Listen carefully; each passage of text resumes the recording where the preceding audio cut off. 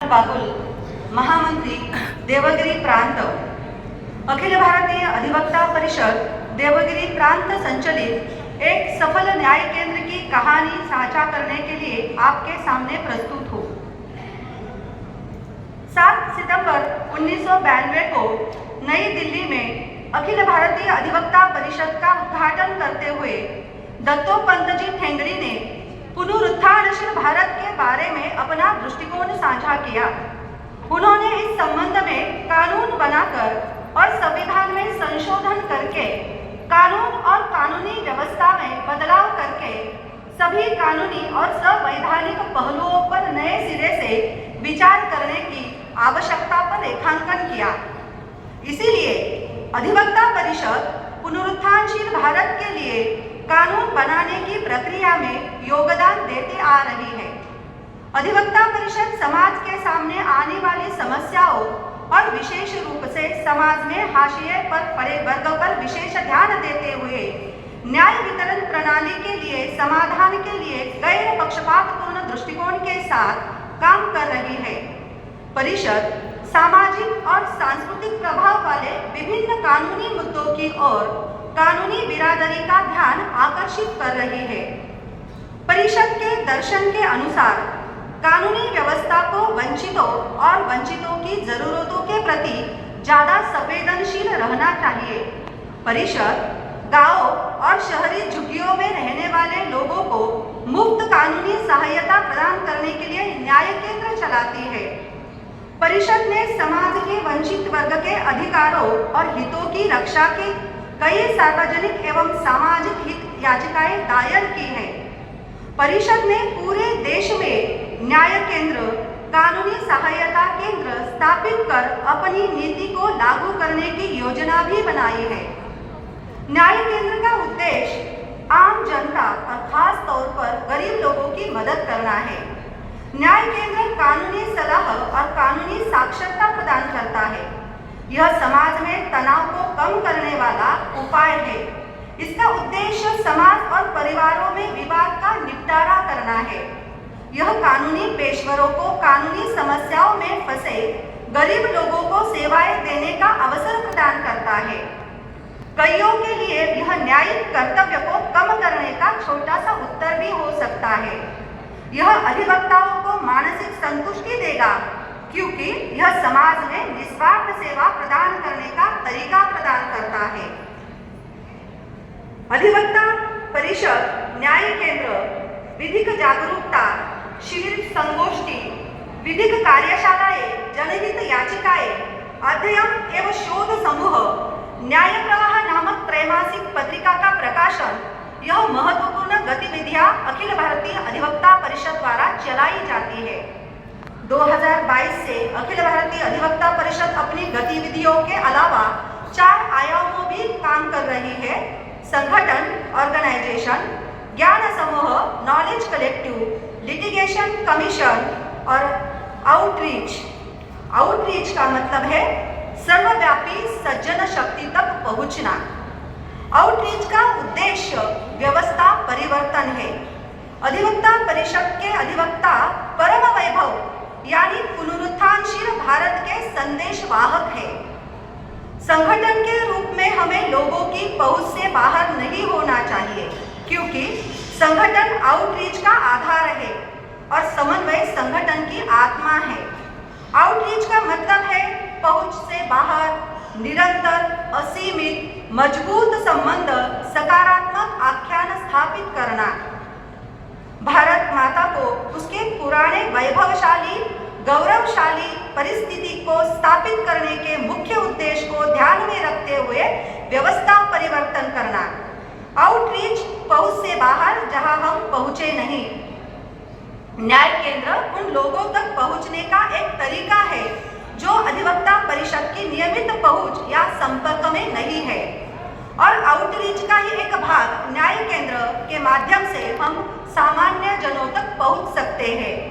अखिल भारतीय अधिवक्ता परिषद की प्रमुख परियोजनाओं में से एक न्याय केंद्र, कानूनी सहायता केंद्र जो समाज के सामाजिक आर्थिक रूप से बहिष्कृत शुरू किए हैं, आज उसी की गौरव गाथा मैं आपको बताऊंगी। एक न्याय केंद्र के लिए सबसे महत्वपूर्ण बात है अधिवक्ता परिषद के साथ जुड़ने के लिए शैक्षिक, आर्थिक, सामाजिक रूप से पिछड़े क्षेत्र की सेवा बस्तियों में काम करने वाला एक गैर सरकारी संगठन होना चाहिए, क्योंकि सिर्फ अधिवक्ता परिषद न्याय केंद्र चलाने के लिए पूरी तरह से सक्षम नहीं हो सकता है। इसीलिए किसी न किसी ऐसी गैर सरकारी संगठन से हमें जुड़ना यह उसका प्राथमिक कार्य है। न्याय केंद्र के लिए अधिवक्ता परिषद द्वारा विशेष प्रक्रिया चलाई जाती है। न्याय केंद्र के लिए कुछ विशेष दिन चुने जाते हैं, जैसे कि छत्रपति संभाजी नगर में चौथा और दूसरा शनिवार, और प्रत्येक न्याय केंद्र से हमने 5 अधिवक्ताओं को जोड़ा है। इसलिए कम से कम 2 अधिवक्ता दूसरे और चौथे शनिवार को वहां पे रहते ही रहते हैं।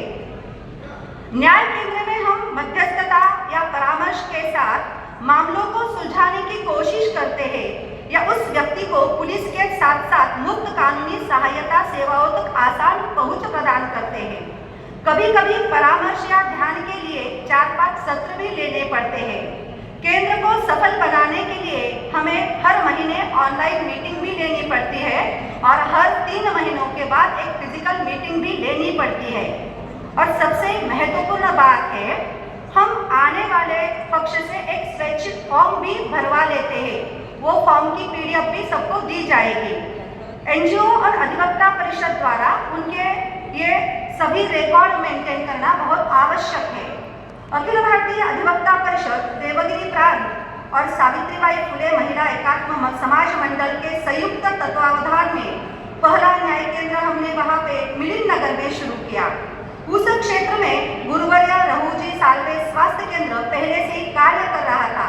इसीलिए मैंने आपको कहा है कि एक संस्था से जुड़े रहना ही बहुत महत्वपूर्ण बात है। शिक्षा की कमी, गरीबी और अज्ञानता के कारण लोगों के बीच में होने वाले झगड़ों के संबंध में कानूनी सलाह लेने के लिए न्याय केंद्र में लोग आने लगे।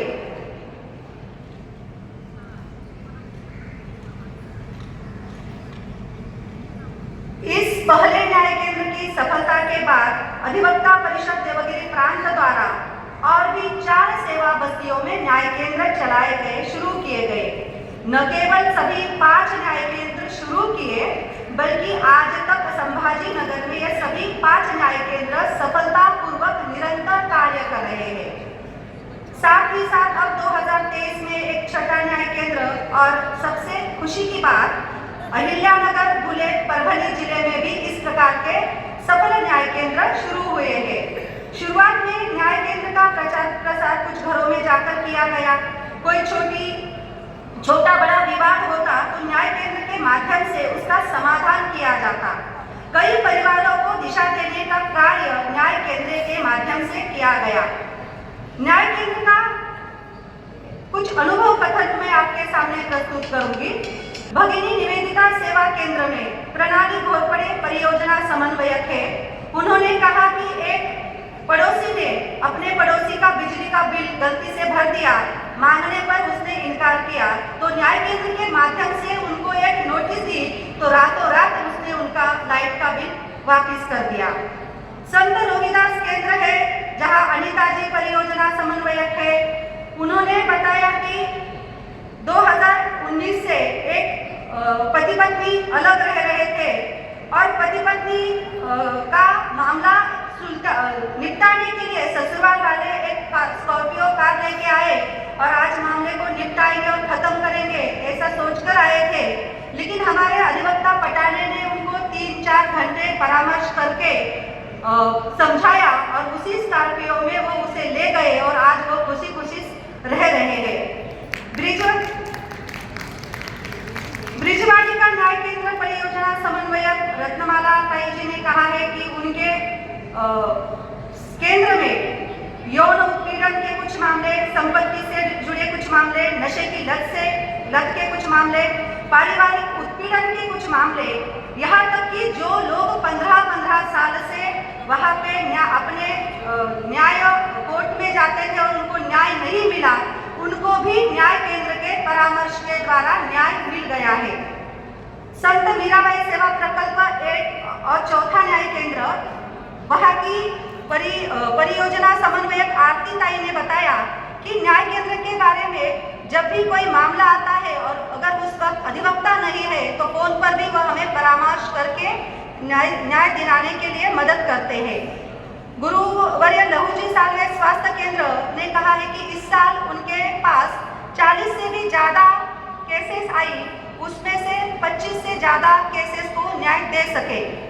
अधिवक्ता परिषद देवगिरी प्रांत एवं सावित्रीबाई फुले एकात्म महिला मंडल का एक संयुक्त प्रयासों से न्याय केंद्र का कार्य 2017 में प्रारंभ हुआ, वह आज भी निर्बाध रूप से जारी है। आखिर में सावित्रीबाई फुले एकात्म महिला मंडल के संस्थापक अध्यक्ष दिवाकर जी का एक अनुभव बताऊंगी। कोविड-19 के पीरियड में ऐसा एक मामला आया जहां पे हिंदू लड़की और बौद्ध लड़के ने शादी की हुई थी। लड़की गर्भवती थी, 21 सप्ताह हो चुके थे। चूंकि शारीरिक परिस्थिति नाजुक थी इसलिए गर्भपात कराना आवश्यक था, लेकिन हाईकोर्ट के अनुमति के सिवाय वो संभव नहीं था। तो सावित्रीबाई फुले एकात्म मंडल के संपर्क से इस संबंध में सरकारी अस्पताल में मेडिकल बोर्ड की बैठक हुई और अधिवक्ता परिषद के प्रयासों से माननीय हाईकोर्ट ने कोविड के बावजूद भी इस एमडीपी की अनुमति दी और अधिवक्ता परिषद के माध्यम से ही दंपति को उचित न्याय मिल सका।